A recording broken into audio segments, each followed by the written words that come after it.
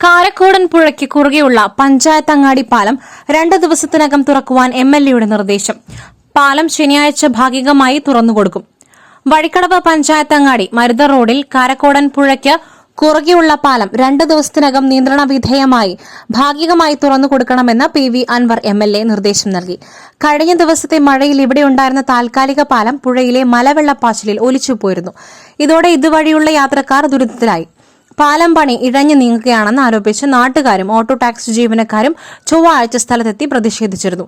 ദ്രുതഗതിയിൽ പാലം പണി പൂർത്തിയാക്കണമെന്നും അതുവരെ താൽക്കാലിക യാത്രാ സൌകര്യം ഒരുക്കണമെന്നും അവർ ആവശ്യപ്പെട്ടു.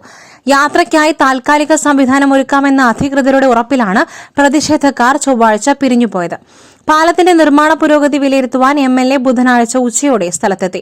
താൽക്കാലിക പാലം ഒലിച്ചുപോയ സാഹചര്യത്തിൽ നാട്ടുകാരുടെ യാത്രാ പ്രശ്നം പരിഹരിക്കുന്നതിന് പാലം ഭാഗികമായി തുറന്നുകൊടുക്കണമെന്ന് പൊതുമരാമത്ത് പാലം വിഭാഗം അധികൃതരോട് MLA നിർദ്ദേശം നൽകി.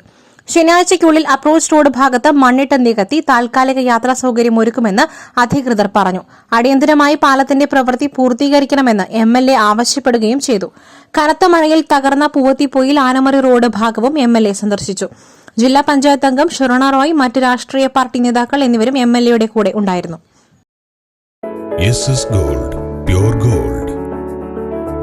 SS Group, Nilambur.